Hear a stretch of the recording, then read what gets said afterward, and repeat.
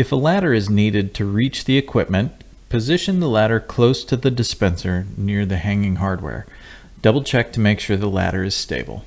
Unpack the tools you will need and set them where they will be needed. Remove the nozzle from the dispenser boot and place a rag in the boot to hold the flapper up. Place the nozzle on the nozzle service device upside down with the hose connection over the bucket. Using a wrench, loosen the hose threads. When the hose is unthreaded completely, drain all the fuel into the bucket.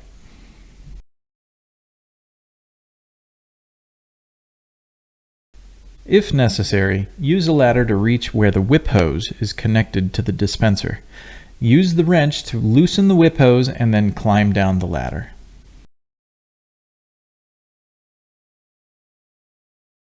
While standing on the ground, unthread the whip hose from the dispenser. Be sure to catch any fuel drips. On the ground, use 2 wrenches to loosen the whip hose from the MagBreak. Make sure to have 1 wrench on the MagBreak's upper half hex. Don't put torque across the MagBreak joint.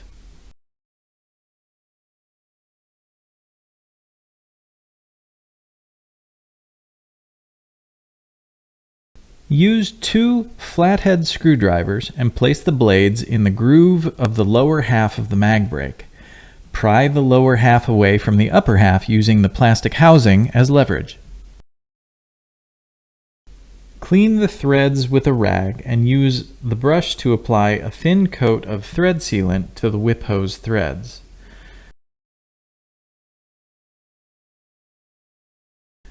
Thread the whip coupling into the MagBreak upper until it's hand tight. Use 2 wrenches to tighten 2 turns past hand tight. Use the brush to apply a thin coat of thread sealant to the other whip hose threads. Start threading the whip hose into the dispenser from the ground if possible.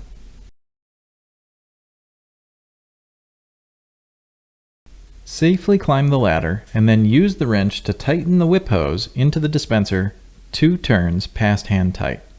Climb down safely. From the ground, line up the MagBreak halves and twist and click to reconnect. Check to make sure that the white plastic is showing through the window. Using the brush, apply a thin coat of thread sealant to the curb hose threads. Start threading the nozzle onto the curb hose until it's hand tight. Place the nozzle into the nozzle service device on the bucket and use a wrench on the hose coupling swivel to tighten the connection 2 turns past hand tight.